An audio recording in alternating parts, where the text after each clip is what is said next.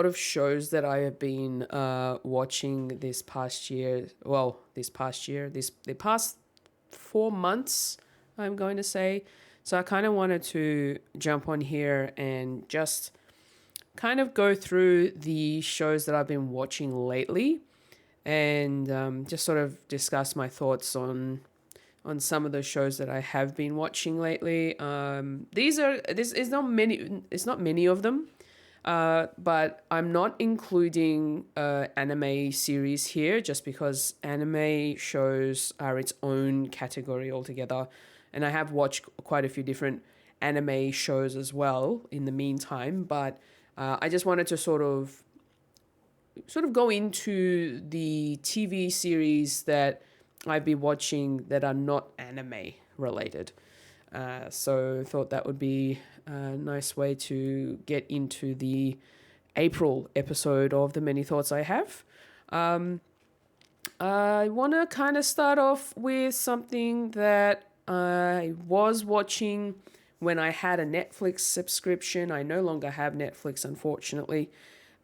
Just because they ended up raising the prices on the subscription cost, and I said, essentially, I was grandfathered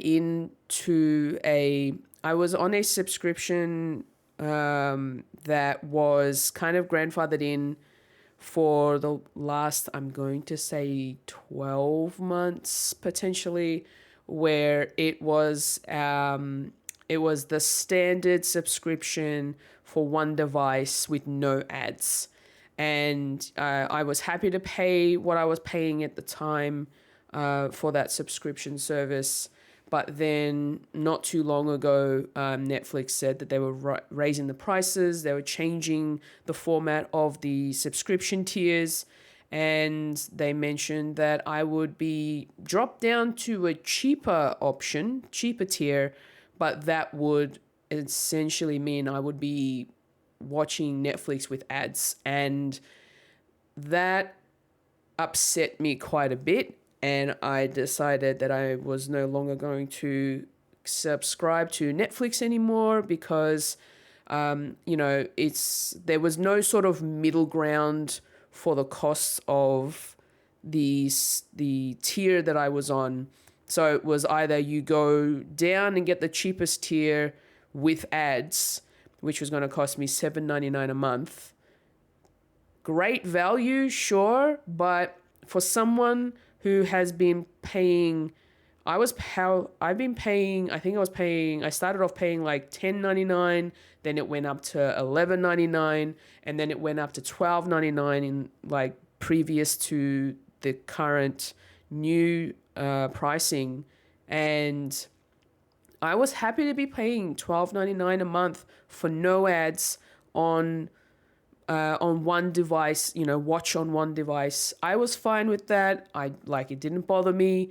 It was still good value for me to be able to access the Netflix library of shows and movies with no ads attached to it.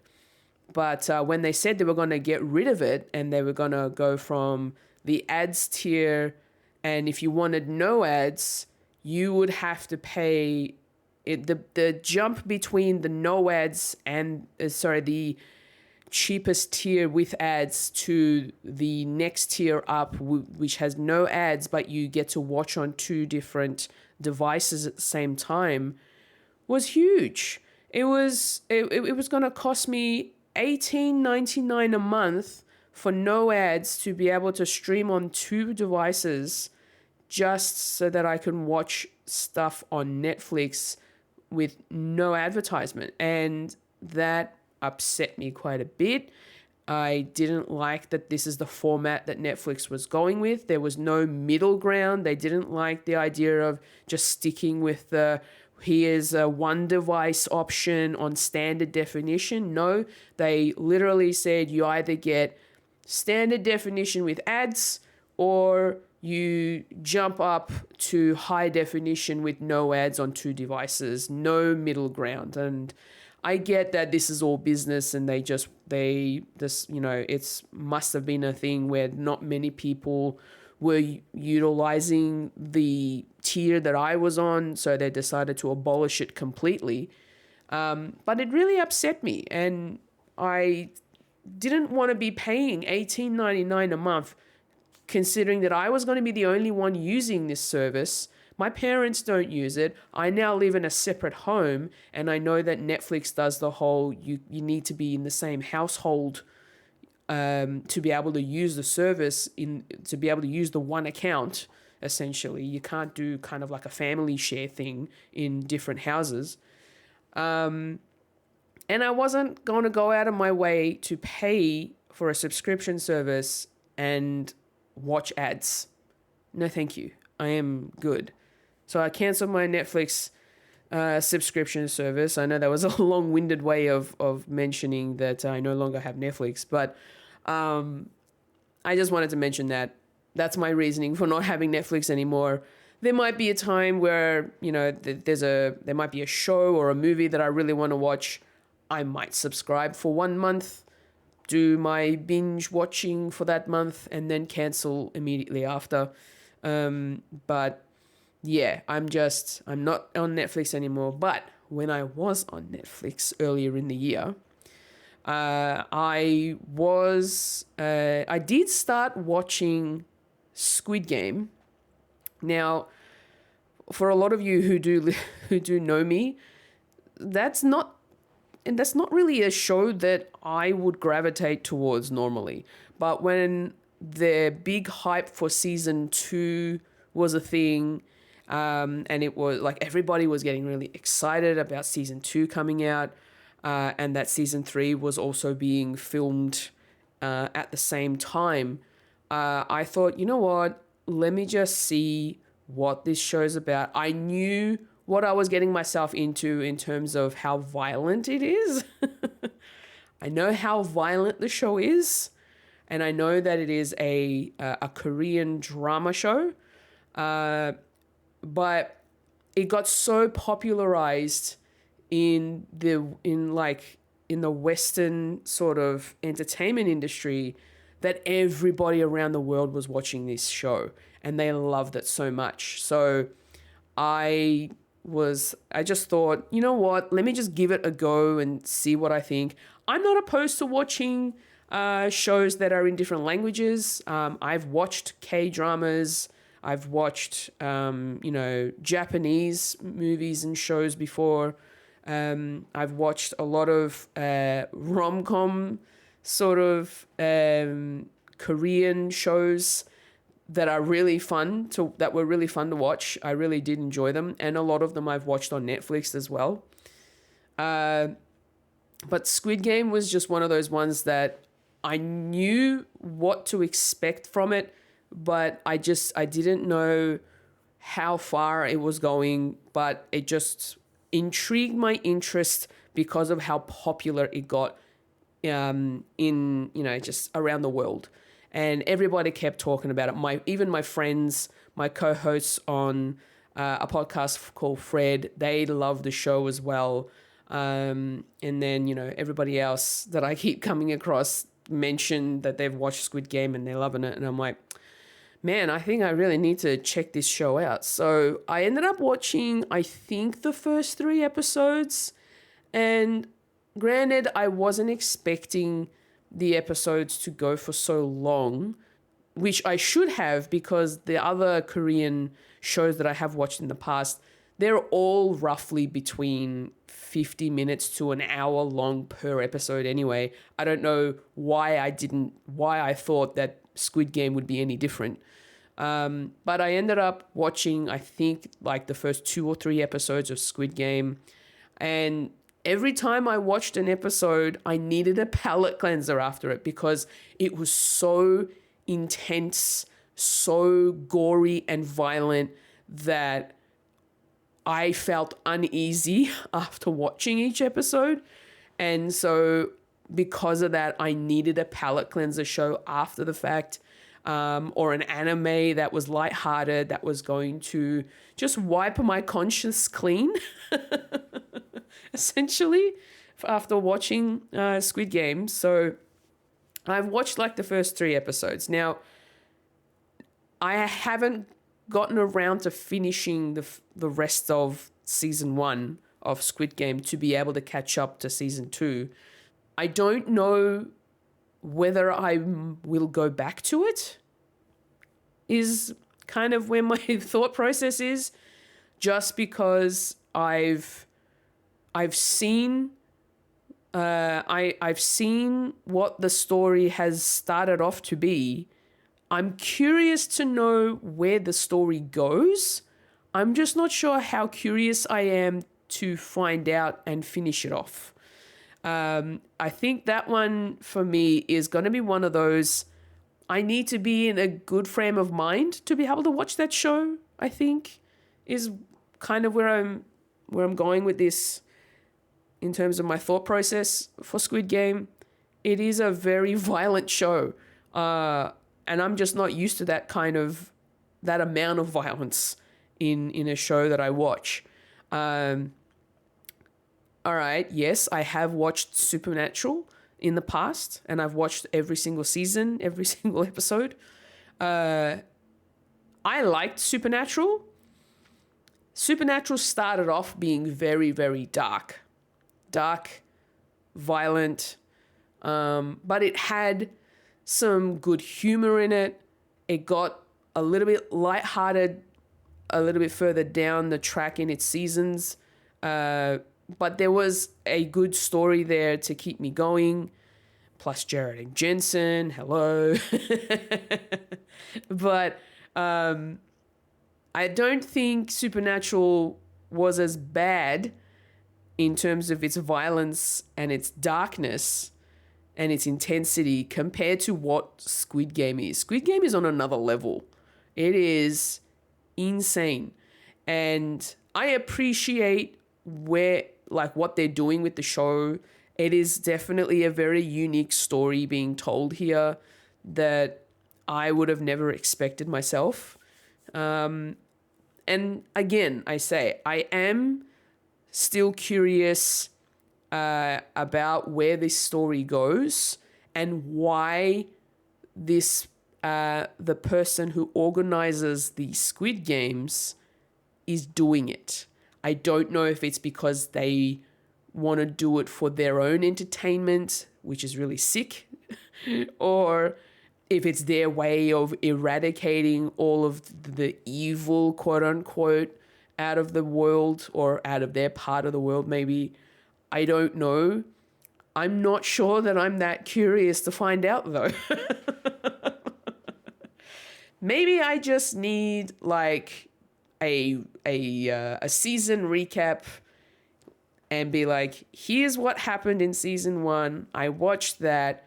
It might have spoilers, but I'll get an idea of what happened. Because some of those games that they play in the show was crazy because of they seem simple enough, but then they add the whole your life is in danger part of it as being if you don't do it right or if you lose, you're dead. I was like, yeah, okay. Big bowl of cash hanging in the ceiling versus versus dying a violent death. I don't know that I want to do that. I don't know that I want to keep going with that. Just, there's a lot of morality and ethical things from this show that really has me so confused as to which way of the fence that I want to fall, and I don't know which way I want to go. So yeah, I've been watching Squid Game. I at least watched the first 3 episodes, roughly, I think. It's a great show. It's a great show. It is just real intense for me. So we'll see whether or not I go back to it. We'll see. The other show that I wanted to mention that I've also watched on Netflix is more of a docuseries that I really enjoy a lot since it came about, since it released on Netflix. and that's Formula One Drive to Survive. I actually really love that show. I used to work at the Formula One here in Melbourne for a good amount of time. I think for like a decade. And I, just from working there, I sort of learnt about all of the different teams. I learned about the cars. And when the show started up, I was still working there. And the moment I saw the different team principals, the drivers, I recognized them instantly because I would see them all the time whenever I worked at the Formula One. And then I was like, oh, wait a minute. I know these faces, and now I can put a name to the face. And these people, this is like their livelihood. This is their job, which is an insane job, to be honest. Like racing cars, and these cars are not your usual cars either. It had me really intrigued to learn more about the behind the scenes of what goes on in a Formula One team, how they come about designing, cars, the components to the cars, where the money funnels into in terms of marketing their team, and engineering the cars themselves and doing a lot of testing, whether it be on or off the track. All these things really fascinate me. I like learning about different aspects of the Formula One. Even the racing component of it. The whole idea that there are specifically strict rules when it comes to Formula One racing. The weight of the car, the weight of the driver, the amount of components you can add, the fact that they have cost limits on how much they can spend to upgrade their cars, which is crazy to me because I think they mentioned that the FIA decided that so that the bigger teams that always win don't get ahead of the pack in terms of because every time you win a race, and especially if by the end of the year you win the constructors ranking, your team gets like a winning prize pool of money. And so because of that, you get to use that money towards upgrading the next car for the next year's race. And that sort of fascinated me when they decided that the FIA would limit the spend on the cars in between during the race year break. So over the Christmas period. And that really fascinated me because it meant that it gave every team a level playing field in terms of how much they were allowed to spend.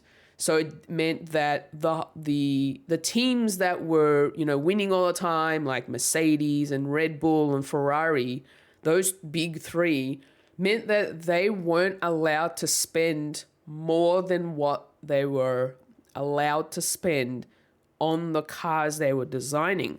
And it meant that the teams that are way down the other end of the pack had a chance at being able to engineer and design their cars so that it's on the same sort of level playing field as them, and that it'll all come down to the drivers and how well they'll be able to drive in the races to get the cars where they want them to be in order to win more money to be able to put back towards the actual vehicles. And that sort of stuff really just fascinates me.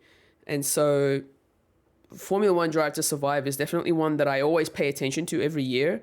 And it always comes out, I think, the week of or the week before the Australian Grand Prix.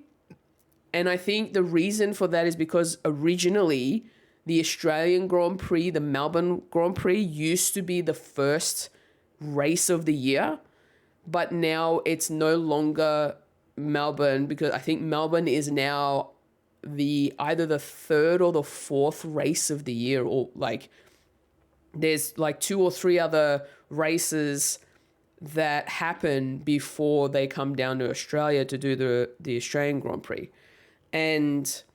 But before that happened, it was Australia, and when Drive to Survive actually released, they were releasing it before the Australian Grand Prix because it was the first Grand Prix to happen for the year. And I'm glad they still do that. I'm glad they don't do it before, like way earlier. I mean, it'd be nice if they did do it a little bit earlier, but I guess it kind of makes sense in terms of releasing the show that way. So yeah, Formula One Drive to Survive is a really good show. If you love Formula One racing, this is a great insight into what happens in the teams with the drivers and the team principals, and the owners of these teams also get a chance to have a chat, and they interview them as well. So it's really fascinating. You get to learn more about the lives of these people as well. And it's just really interesting to watch. So I do enjoy Formula One Drive to Survive. A show that I've kind of been watching here and there as kind of like a comfort food show. And I've been wanting to get into more sitcoms that I haven't really watched much of, or that I haven't watched at all. I've been watching Home Improvement. And I've been watching Home Improvement on and off. This was more of a reminder that the show existed for me. I came across it on Disney Plus, which is currently where I'm able to watch it at the moment here in Australia, at least. And yeah, Home Improvement was definitely one of those shows back in the 90s that I used to watch a lot of when I was a kid. So being able to go back and watching the show from the start was really cool. Granted, I will say some of the jokes don't land or can be quite misogynistic and a bit sexist. More on the sort of like the Tim side of things with his comments that he makes. But I'm watching it in the way that I'm not letting the jokes get to me. I'm just letting it sort of wash over and just kind of go over my head, because it was of its time. It's not exactly something that you'd be able to get away with now if you were to put out a show like this. Oh no, the garage is just for the men, but no, it's not like that anymore. Anyone can be in the garage to do any kind of work, whether it be working on a car, whether it be, building something. Like if you have a garage, you can use it for whatever you want. Like it's not just for the men anymore. But Home Improvement also sort of dabbles around the family dynamic as well, where it's a husband and wife with 3 boys. And I don't know what that would have been like. I don't have any brothers. I only have one sister. And yeah, it's just like chaos in this house. And it's harmless fun. It's comedy. And it gets me giggling. I love Al. Al is just such a big, humble little teddy bear. And then, Wilson, the neighbor, not being able to see his mouth was always a thing that they did in the show. So if he wasn't behind the fence, he was behind something else. He was in front of a statue. He was holding something up in front of his face. So no matter what, there was something always covering his mouth in some shape or form. For whatever reason, they decided that this is how you would view Wilson. Wilson is an anonymous person Even when they had like their Halloween episodes or their Christmas episodes, he would be dressed up with some form of mask on his face. It's just always something that needs to cover up half the bottom half of his face, and it always made me laugh, the creative ways they decided to do that. And every time, I'm watching an episode and Tim or the rest of the family, like they're going up to speak to Wilson, it's like there's always a new way that they've covered his face, and it's always quite funny to see. The boys, the three kids of the family, Marcus, Randy, and Brad. Wow, those boys. I think out of the three, Randy is my favorite of the three boys. Just because of the sarcasm that he sort of like it just flows through him. He is a very sarcastic kid. And I think because he's the middle child, he has this thing about using humor as a way to get away from, real life scenarios or conversations that he has to have with his parents.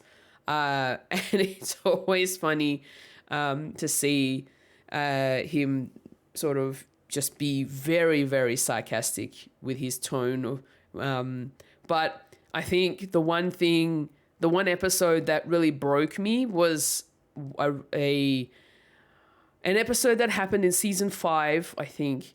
I'm pretty sure it was in season 5, where the parents actually find out that after a doctor's checkup, that Randy had a lump in his throat, and the parents were really worried, but they didn't want to worry Randy about it.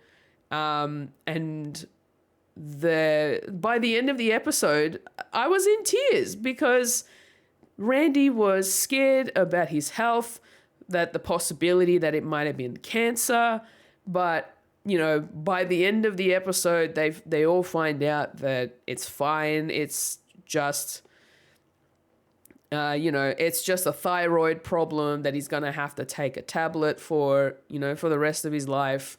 That, there was nothing else wrong with him, that he was okay. But that whole episode just really broke me. By the end of it, I was in tears, and Randy really sold it to me, and I was scared for him. And this is a sitcom we're talking about in the 90s. This is the sort of the topics that they approached in the show, and it was really nice to see that they were able to do that, to be able to bring that into the light of the small screen. So I am grateful for that episode, at least. And just, like Home Improvement in itself is just good fun. You get a good laugh seeing Tim being an idiot and not knowing what he's doing half the time, especially on his show Tool Time, and just causing a lot of havoc and sending himself to the hospital half the time because of the injuries he ends up causing to himself from the things he does on the show, or even at home. Whenever he's doing some sort of like upgrade or handyman work. I haven't finished Home Improvement. I'm in the middle of, I think I've just started season 6 just recently, so I'm still working my way through the show. I believe, how many episodes were there of Home Improvement? How many seasons I should say? They had 203 episodes, 8 seasons. Okay, so they had 8 seasons. I'm on season 6 now, so I've got 3 seasons to go. And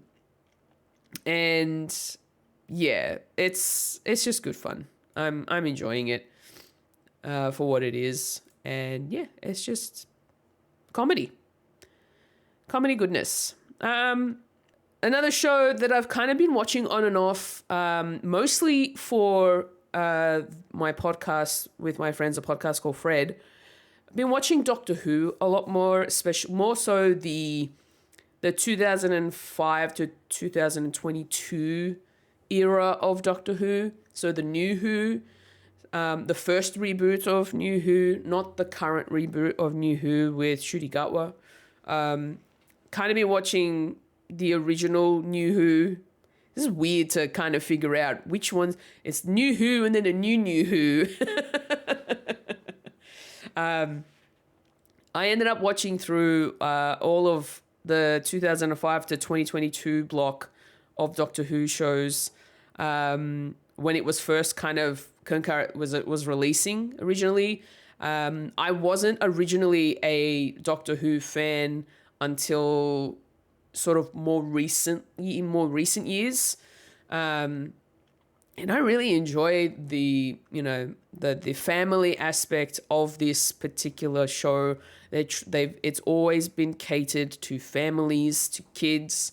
Although I will say there are some things about the current Doctor Who that are a lot more focused on adult themes than there are about like just regular sci-fi stuff.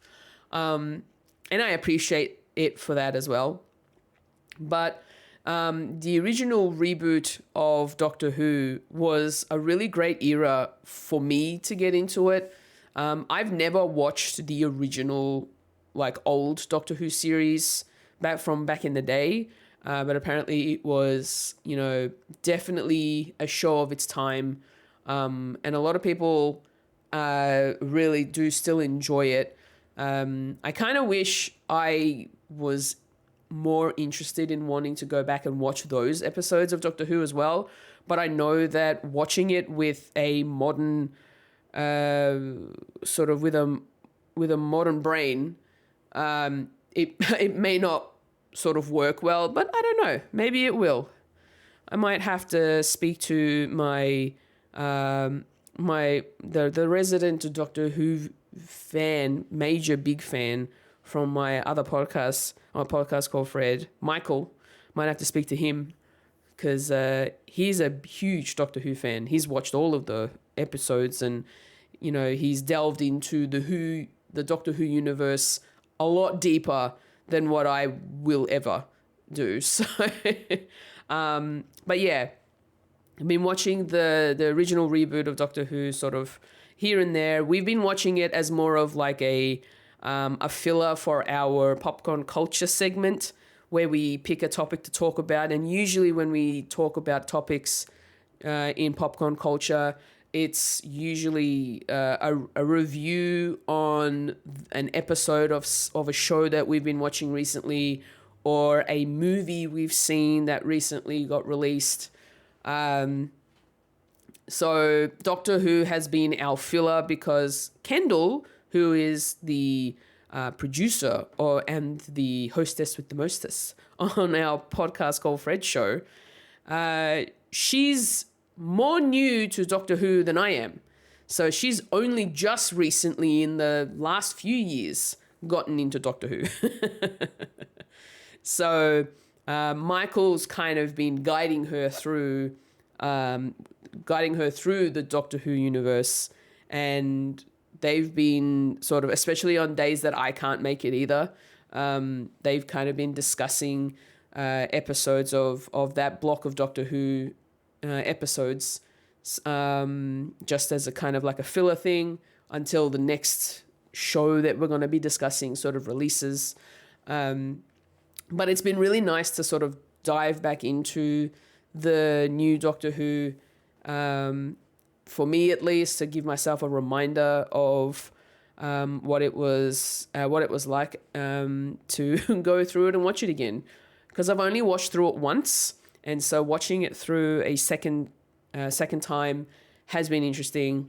I haven't been keeping up with it as much as they have, but I have been trying to keep up with. I just thought, depending on what episode we're discussing, that's the episode I'll watch.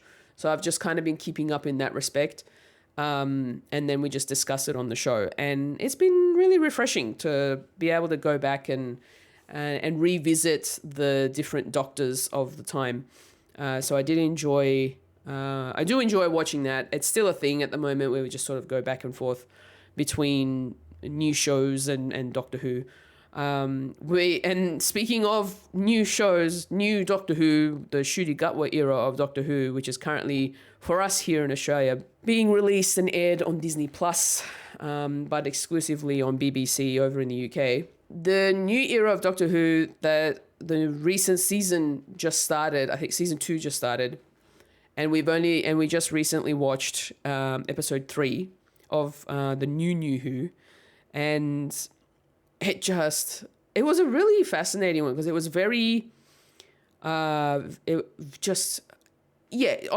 it's a time traveling space show, so it's sci-fi fantasy, but it was a lot more like, it had a bit more of a horror theme to it, you know?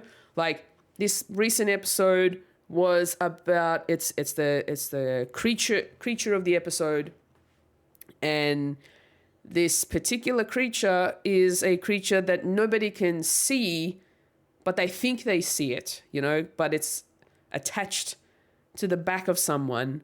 But if you go behind that person, which means you'll be behind the monster, then you're going to die because you're behind the monster. So it's weird. It's a really weird thing. So you always have to be in front of the person who is in front of the monster. But this monster's attached to that person, and that's what's scary. But no one's ever really seen it.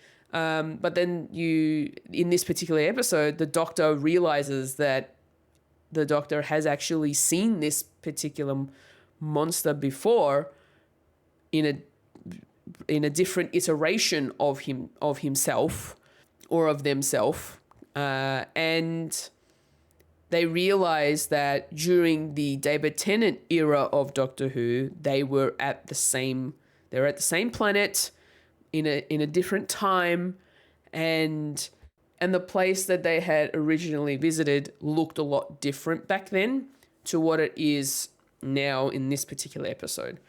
And so the reaction, the expression of fear that you see on Ncuti's face as the Doctor in this episode, the horror that you witness in the Doctor, it really strikes you, and you get worried because, this is a monster that is so horrifying that they're not going to show it to the viewers, and I don't think they ever will.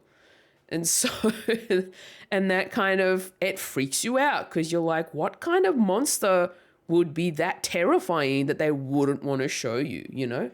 But I guess that's how the writing works. It's really good writing, to be fair. So shout outs to Russell T Davies on that one. And yeah, it was just a really interesting episode to watch, where you don't ever get to see the monster, but you're always afraid that if it did pop up on screen that it would terrify you. So it's that fear of the unknown. And that kind of does terrify me. So that episode was a bit more on the horror sort of side of things. But I'm enjoying what I'm seeing so far of the new generation of Doctor Who, and it's been good fun, learning different things, being a part of this second reboot. So I wasn't really there for the first reboot of Doctor Who, but this second reboot, I am able to sort of live through it, and it's interesting, and it's fun, and it's scary, and it's great. It's actually really great. So it's a reason why I've been really enjoying Doctor Who a lot more. So I'm glad that I'm watching Doctor Who in general. Yes, it makes me a Whovian. I am a Whovian, and I love it. It's good fun. So moving away from the sci-fi for a moment, I've been watching this docu-series that my good friend Kendall has recommended that I check out. And we watched a few random episodes here and there when she came over a couple of weeks ago. And she told me about this show called The Food That Built America. Yeah. That is a really good show. After she had left, I think that week, I ended up going back to the first season. And the first season of The Food That Built America is essentially a 3-parter mini-series where each episode was about an hour and a half each, I think, roughly. And essentially it was a show that it's a documentary series. It's a history lesson, essentially, on food that came out of America. And it's really fascinating, right? I didn't expect myself to want to learn more about where certain foods came from, like cereal, canned food, chocolate, all these things.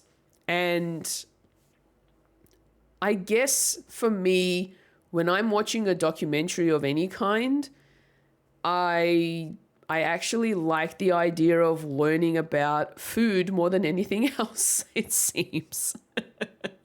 I love my food. So this particular docuseries has been really great for me to learn more about, the origins of certain brands of food, fast food, restaurant chains, all that sort of stuff. And the first season goes over Henry Hines, John and Will Kellogg, and C.W. Post, and where the inventors of Coca-Cola came from as well. And, Milton Hershey, the pioneer of the Hershey chocolate, and that particular taste that Hershey chocolate has was what he wanted. That sour note in the Hershey chocolates is synonymous since then. The technologies that they had, they were very limited to back then, by the way, and just how the wars ended up impacting the food industry back then was just really, really fascinating to me. And I really enjoy learning about that sort of stuff. And so that's what the first 3 episodes, or at least the first season, is all about. It's about those particular people, when it came to cereal and chocolate, and how during, I think it was like World War II, they had to do food rationing. And yeah, it was just so interesting. And then I think in season 2, which I recently finished, they were more of the 40-minute block episodes of different foods. So, they'd had the Pizza Wars, they had Chocolate Rush, they had the Kings of Burgers. So that was the episode where McDonald's and Burger King became a thing. And originally McDonald's was this one small fast food restaurant, and it was family-owned business. But they literally only had like a set menu that people would go and buy. It'd be a burger and fries and a shake. And then in the 50s, Ray Kroc ends up buying out the name of McDonald's and franchises it. And it's crazy. And then Burger King, the rivalry they have with Burger King as well was just mind-blowing for me, because, I didn't realize that the way that they would cook their meat, right, the way that, McDonald's cooked their beef patties is on a hot griddle, on a flat hot griddle. And then you've got Burger King, who are using a flame broiler where it's like this machine that feeds, like you put the beef patties on this sort of moving belt kind of a grill, and it moves through an oven type of machine that cooks and flame grills, I suppose, the beef patties for the Whoppers. And that's when the Whopper was even coined a Whopper. It's just really, really mind-blowing. Like, you get to... And the way that they actually put these episodes together, they have people sitting in front of a camera talking about the history of these foods, and the knowledge they have about these foods is impressive. It is insane.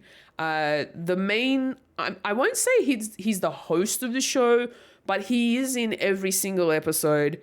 But he is also there, providing information for the viewer, and it's Adam Richman, and he is a like a ball of information. He knows his food, like his food history. He knows it very well.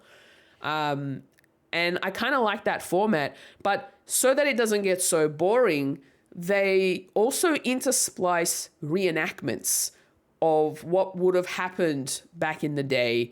They had reenactments of these people who were coming up with the ideas of the foods they were kind of trying to create, the businesses they were trying to push through. And it makes it that much more entertaining to watch. And I really enjoy that from this show.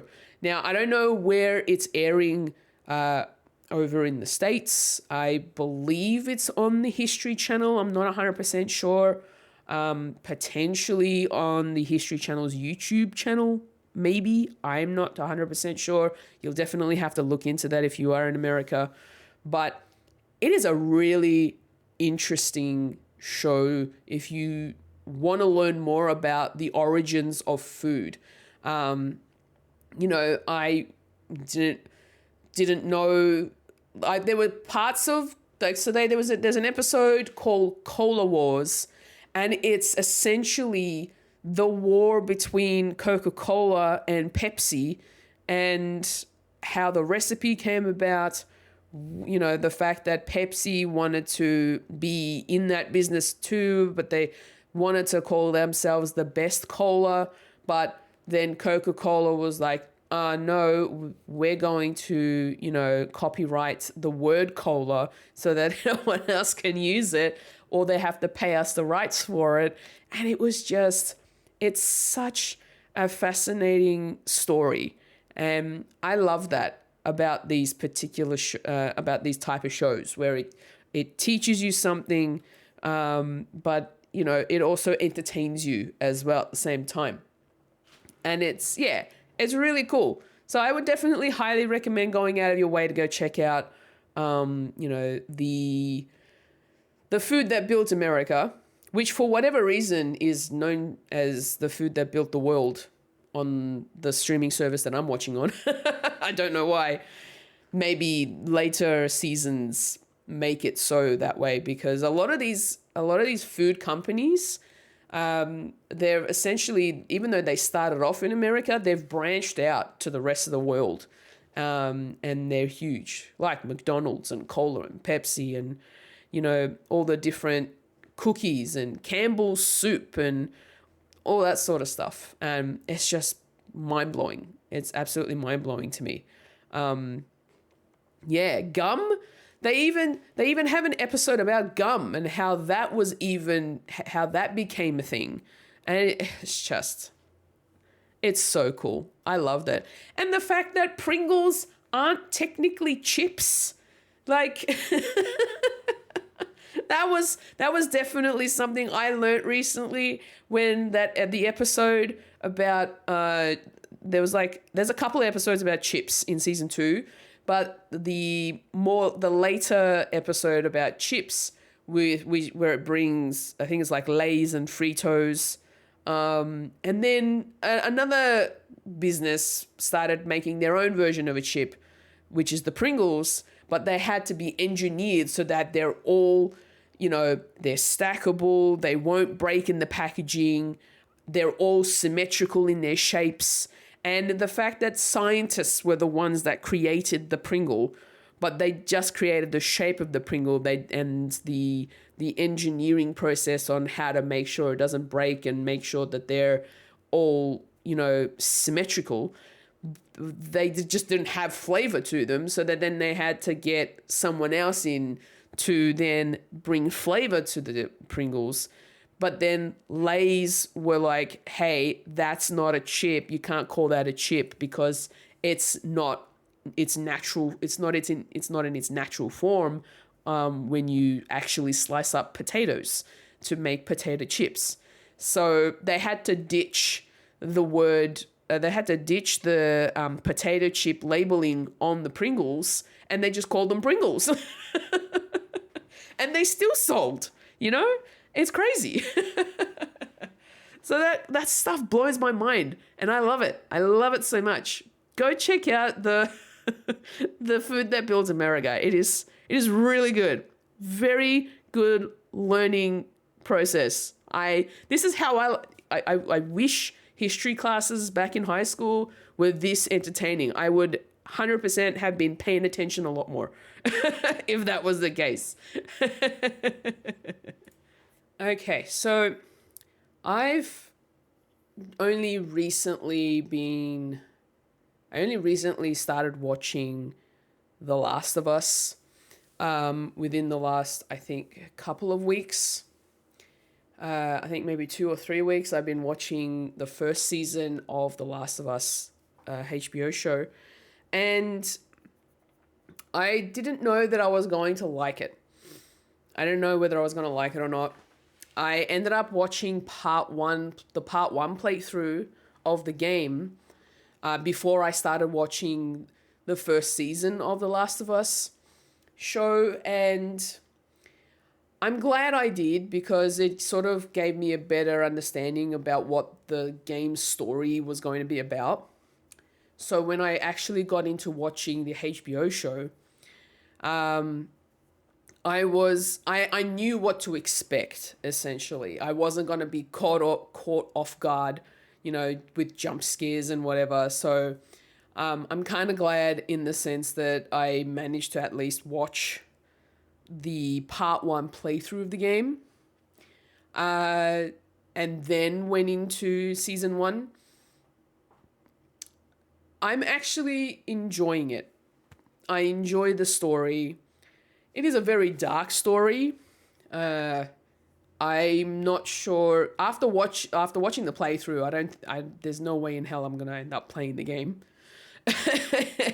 Now that I know what to expect from the game itself, there is no way that I'm ever gonna be able to play the game itself. It seems a bit too scary for my liking. But I am okay to watch the show itself.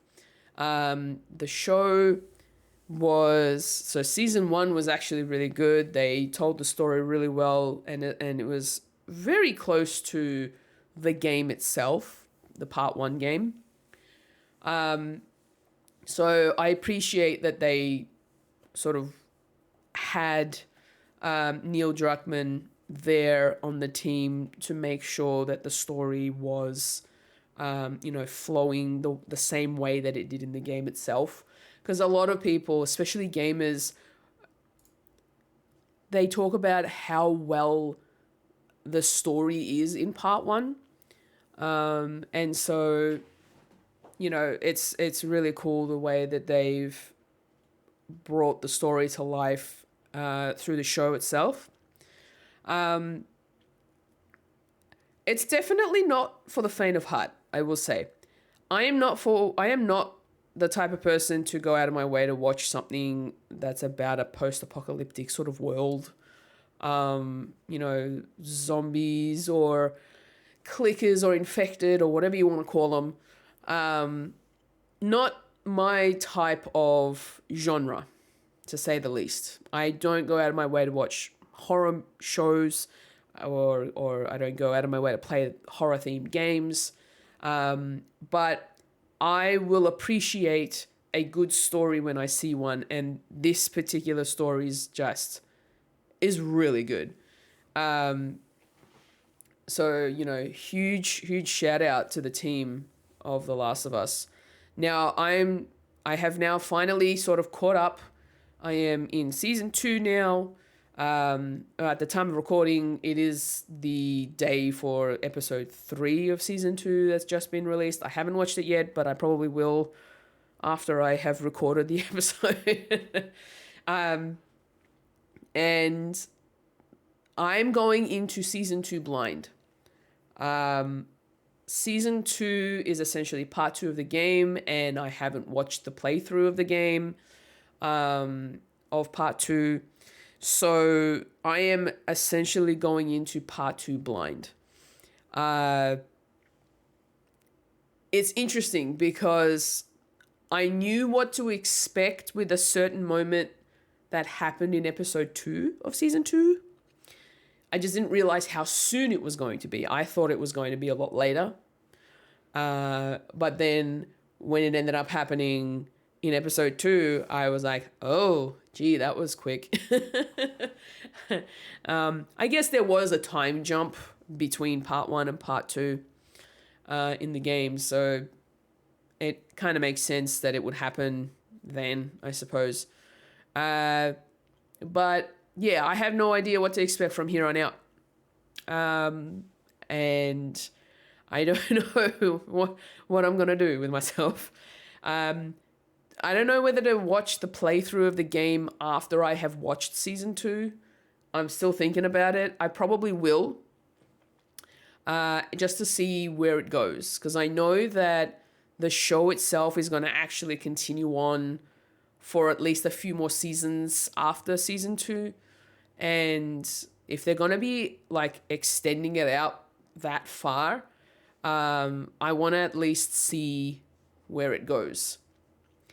So maybe I will, once season 2 is done, I can then go back and watch the playthrough, which I hear the game part 2 is actually longer than part 1. So I can probably see why they would want to extend the show itself so that it lasts a bit longer. And yeah, it's definitely generating a lot of hype for the game as well. So, giving people the opportunity to go back and actually play the games, which is really nice. Not that it will happen with me. I will just say this right now on record. I won't be playing the game or the games either. Doesn't matter. I've already watched through the part 1. I will eventually go through and watch part 2. But I won't be playing the game. I'm good. I don't need that stress in my life. But yeah, no, The Last of Us is really good. I'm enjoying the story. It is very sad, to say the least. And I'm not sure whether I want to say that I'm looking forward to where this goes. I don't know how I feel about it, but it's a good show. All right, I need to wrap this episode up with my final show that I have been watching recently, just because I'm still trying to recover from a flu that I had last week. So my mouth just gets very dry, a lot more quicker than usual. And not to mention the fact that I'm also coughing up lungs. So sorry for that image, but yeah. Anyway. So, Andor just started. Season 2 of Andor just began. I can't believe it's been 3 years since the release of the first season. That kind of blew my mind because it didn't feel like it was that long ago. I thought I had watched season 1, maybe not last year, but the year before. in 2023, but no, it was 2022 when it first released, and I was like, wow, that was a while ago. But yeah, Andor season 2 just began, just started. And this time around, they've decided to go in a different direction. Rather than spreading out the show into multiple seasons, they decided that they would bring multiple seasons into one and break them up into chapters, where each chapter is a few days of a particular year in the lead up to Rogue One, which is a really interesting concept that they decided to go with. And I don't mind that, to be honest. It means that we get a more condensed story being told to us in smaller chunks. And chapter 1 already has me hyped for the rest of this season. And they're doing chunks of 3 episodes. So chapter 1 consists of 3 episodes, and then the next chapters will also consist of 3 episodes. And each episode's about 45 to 55 minutes long each. So it's like watching a movie, essentially. So they just like have a movie night and watch 3 episodes in one go. And that's fine. I don't mind that. I actually like that. Chapter 1 was intense. A lot happens between the characters. Some characters die. I'm not going to get into spoilers just because of how recent it is. But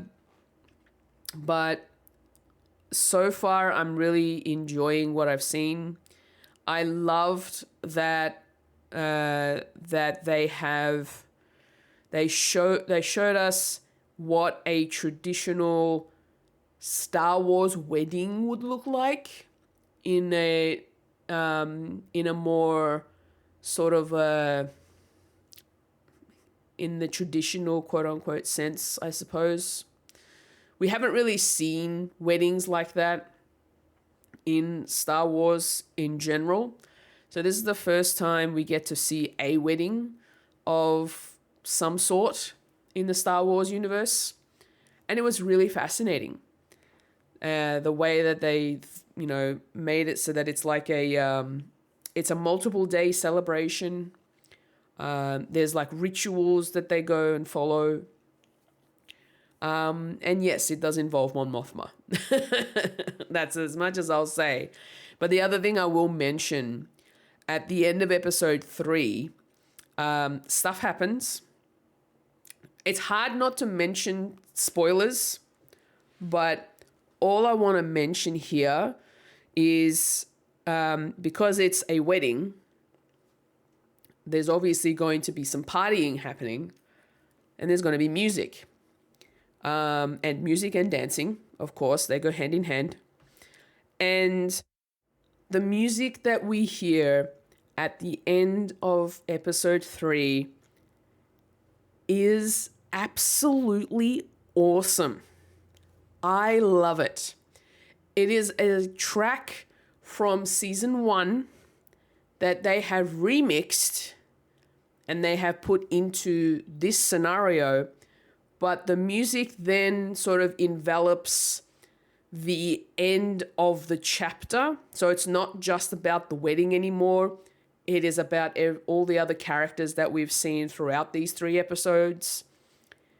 And it's just so good. I love it.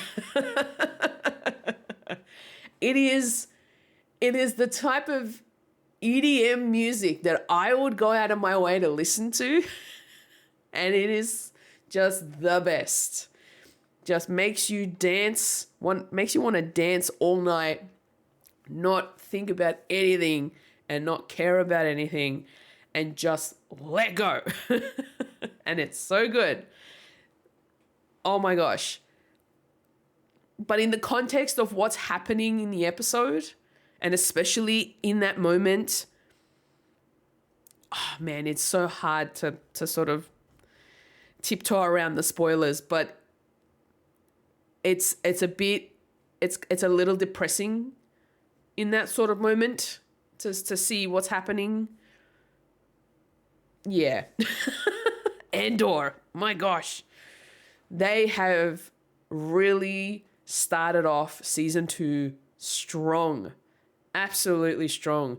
We do also get to come back to Bix and Barriss. They're on another world as refugees, working in like fields of wheat, it looks like, and things happen to them. And then we find out that Cassian is with the Empire, and he ends up. I will spoil this one little thing. He does end up at the start of the first episode. You see him, and he ends up stealing one of the prototype TIE fighters. And it's actually quite comical in a way, because he's got this serious face on, and he's on a mission to get off the planet, or to get to get off this. I think it's one of the Empire spaceships, or the starships or whatever, and he walks into the cockpit of this TIE fighter, and because it's new and it's like one of a kind, he knows nothing about this particular TIE fighter, and he looks at all the controls. He seems a bit lost.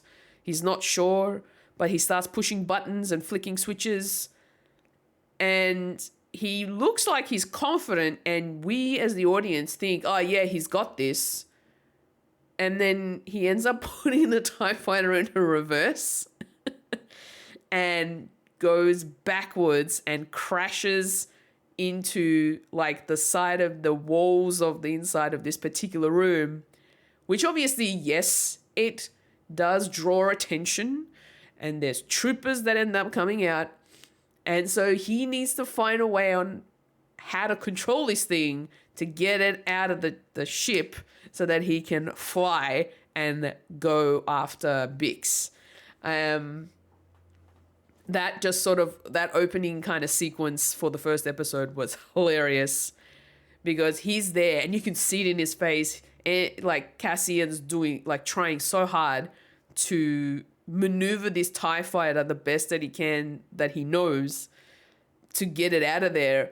But every time he makes a movement, it jerks the TIE fighter one way or the other, and it's not where he wants it to go. And then he ends up finding the guns, which he ends up using to kind of his advantage to shoot down the troopers in front of him. And yeah, oh my gosh, it was really funny, to say the least, to see him try to pilot this TIE fighter that he's never piloted in his life. Yeah, it was really good. But then after that, he gets stranded on a planet, and things go down there. Yeah, just a lot happens. We still get to see Luthen, and he's got some business at this wedding that we get to witness. So yeah, no, Andor has started off really strong. I am absolutely loving Andor at the moment. Chapter 1 was great. I'm looking forward to watching the rest of the season, and that'll be it for Andor, because then after that, the events of Rogue One starts, I believe. In which case, I will then end up watching Rogue One to finish it off. Even though I've seen it in the past, now I'll be able to see it in the context of the prequel series that is Andor. So yeah, those are the shows that I have been watching recently. What shows have you been watching recently? Please let me know. Let me know in the comments You can also comment on us on Spotify on the episode itself. Please let me know, and I will definitely read out your responses on the next episode of the Many Thoughts I Have. So yeah, if you've got some shows that you've been recently watching in the last 3 to 4 months, please let me know. It'd be really cool to hear from you. But that's it from me. Thank you for listening. If you enjoy the Many Thoughts I Have podcast, I'd really appreciate it if you could give it a 5-star review or rating on your podcast service of choice. To keep up with me, you can follow me on socials at FulishFuji on Blue Sky and Instagram. And if you'd like to check out my video content and more, you can head over to my website, FulishFuji.com. All the links will be in the show notes. That's it from me. Remember to look after yourself and your mental health, and happy thinking, friends.